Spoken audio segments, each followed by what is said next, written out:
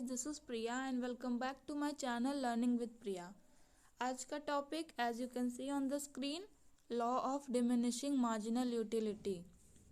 इससे पहले हमने इससे पहले की वीडियो में हमने देखा था यूटिलिटी एनालिसिस, और उस वीडियो में हमने दो अप्रोचेस की बात की थी, cardinal approach and ordinal approach. तो ये टॉपिक है कार्डिनल अप्रोच का। अगर आपको एमयू या मार्जिनल यूटिलिटी के बेसिक कॉन्सेप्ट्स पता हैं तो आप ये वीडियो देखिए, नहीं पता है तो आप पहले उस वीडियो को देख के आइए, फिर आप ये वीडियो देखेंगे तो आपको ज़्यादा अच्छे से समझ में आएगा। तो हम इस वीडियो में हम पढ़ेंगे कि law of diminishing marginal utility क्या होता है, इसके टेबल को समझेंगे, इसका ग्राफ समझेंगे एंड एट लास्ट हम इसके अजम्पशंस को डिस्कस करेंगे।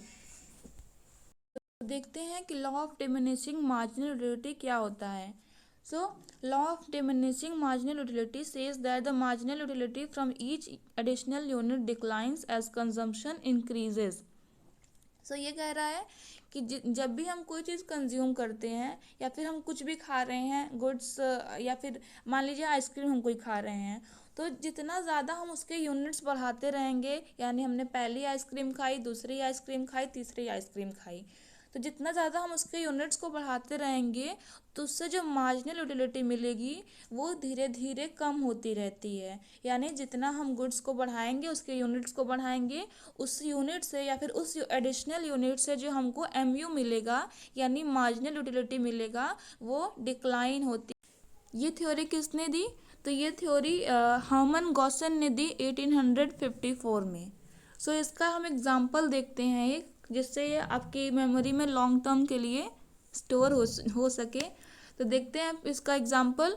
सो मान लीजिए आपको बहुत तेज़ प्यास लगी है और आप मेरे पास आए, आपने कहा कि मुझे पानी दे दो, मुझे बहुत प्यास लगी है। तो मैंने आपको पानी की जगह कोल्ड ड्रिंक दी, या फिर पानी ही दे दीजिए, लेकिन थोड़ा सा मैं अच्छी हूँ ज़्यादा, दिल मेरा बड़ा, इसलिए मैंने आपको कोल्ड ड्रिंक दे दिया। सो आपने कोल्ड ड्रिंक लिया और पी लिया। तो मैंने आपसे कहा कि इस कोल्ड ड्रिंक को नंबर दो कि तुम्हें कितना सेटिस्फैक्शन इस कोल्ड ड्रिंक से हुआ है। तो आपको बहुत तेज़ प्यास लगी थी, आपने फटाक से बोल दिया कि मुझे 15, मैं इसको 15 नंबर दूंगा, ओके, या 15 नंबर दूंगी। फिर मैंने एक गिलास आपको ऑफ़र किया कि एक गिलास और पी लो।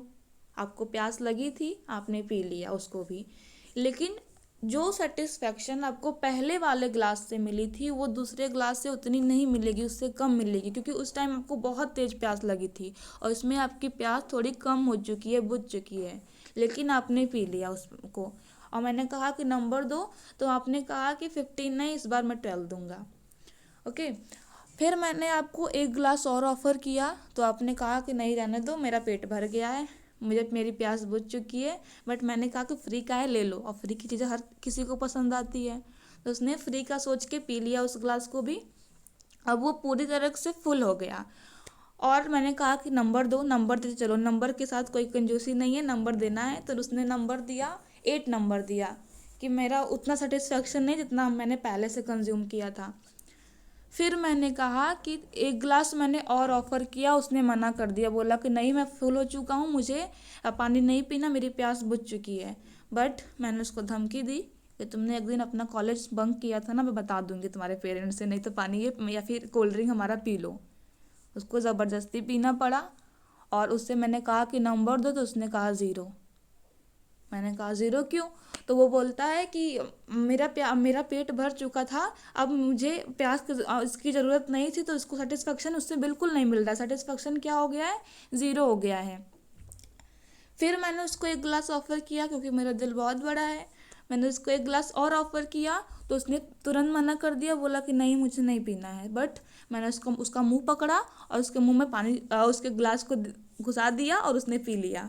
तो फिर मैंने कहा इसको नंबर दो, तो उसने गुस्से में मुझे गाली देते हुए माइनस में नंबर दे दिया, बोला कि मैं इसको 0 भी नंबर ना दूँ, क्योंकि उसने बहुत ज़बरदस्ती कंज्यूम किया है, और उसने -2 नंबर दिया। इसका मतलब क्या है कि जैसे जैसे हम यूनिट्स को, कंजम्पशन को इंक्रीज़ करते रहते हैं, हमारा एमयू या फिर मार्जिनल यूटिलिटी जो है वो डिक्रीज़ होता रहता है।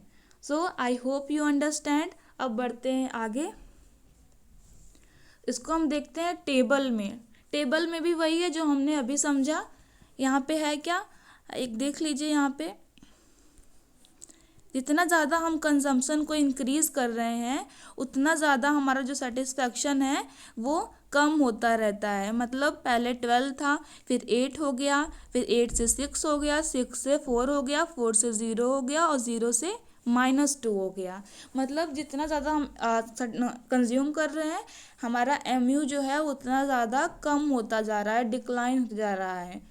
और यहाँ TU जो है वो बढ़ रहा है। ओके, TU तो बढ़ता ही, हमने प्रीवियस वीडियो में अपना देख लिया। उस वीडियो को देख के आप अच्छे से समझ लीजिए कि TU और MU का रिलेशनशिप क्या होता है, और भी बहुत कुछ इसमें डिस्कस किया हुआ है। ओके, तो हम आगे बढ़ते हैं इसके ग्राफ पे। एक मिनट, इसके ग्राफ पे। तो इसका ग्राफ देख लीजिए। इसमें क्या है, ये इसका ग्राफ जो है वो डाउनवर्ड स्लोपिंग है, नीचे की तरफ स्लोप हुआ है यहाँ पे। और जैसे जैसे हम अपना यूनिट्स बढ़ाते जा रहे हैं वैसे वैसे हमारा मार्जिनल यूटिलिटी हमारा यहाँ पे कम होता जा रहा है। ओके, सब कुछ वही है, बस इसको हम रिप्रेजेंट कर रहे हैं ग्राफ के फॉर्म में और टेबल के फॉर्म में। कॉन्सेप्ट वही है। जैसे जैसे हम यूनिट बढ़ा रहे हैं अपने कमोडिटी का वैसे वैसे जो MU है वो डिक्रीज हो रहा है। ओके, अब लास्टली हम इसके एजम्पशंस की बात करते हैं। इसके एजम्पशंस को हम देखते हैं। तो इसका पहला एजम्पशन है, it is assume that the unit of a consumer good is a standard one. मतलब अगर हम कंजम्पशन कर रहे हैं कमोडिटी का तो जो यूनिट होना चाहिए वो स्टैंडर्ड होना चाहिए। मान लीजिए मैंने आपको 1 ग्लास कोल्ड ड्रिंक दी थी। ओके, तो वो 1 ग्लास ही मैं अगली बार दूंगी, ये नहीं कि मैं छोटी ग्लास से दे दूंगी या फिर छोटा सा कप में दे दूंगी। स्टैंडर्ड होना चाहिए और एक तरह से मेजरेबल होना चाहिए। ठीक, और दूसरा है क्या, it is assume that the utility is measurable and can be expressed in quantitative terms. हमने इसकी बात की थी कि यूटिलिटी को हम मेज़र कर सके तभी हम इसको मेज़र कर पाएंगे। कोई भी अगर क्वांटिटेटिव टर्म्स में रहेगा, नंबर्स में रहेगा, तभी तो हम उसको मेज़र कर पाएंगे। हमने ऑर्डिनल नंबर्स में कर दिया, फिर बोल दिया बहुत अच्छा लगा, कम अच्छा लगा, तो हम इसको मेज़र कैसे करेंगे। मतलब मेज़र करने के लिए हमारे पास क्वांटिटेटिव टर्म्स होना चाहिए, नंबर्स होने चाहिए। और जो उसने नंबर दिए तो भी तो उसने क्वांटिटेटिव टर्म्स में ही दिया है ना। थर्ड है, कंज्यूमर्स का टेस्ट और प्रेफरेंस जो है कंजम्पशन करते टाइम सेम होना चाहिए। टेस्ट और प्रेफरेंस में कोई चेंज नहीं होना चाहिए। ओके, और चौथा है, there must be continuity in the consumption. Consumption में कंटिन्यूटी होना चाहिए। मतलब ऐसा नहीं है कि आपने 1 ग्लास कोल्ड ड्रिंक अभी पी ली और आपने कहा कि मेरा मन नहीं तो 1 घंटे बाद पी लूँगी, तो उसमें ये लॉ अप्लाई नहीं होगा। ओके, या फिर हम एक दिन बाद, एक महीने बाद, 1 हफ्ते बाद हम लोग नहीं ले सकते, 1 घंटे बाद नहीं ले सकते।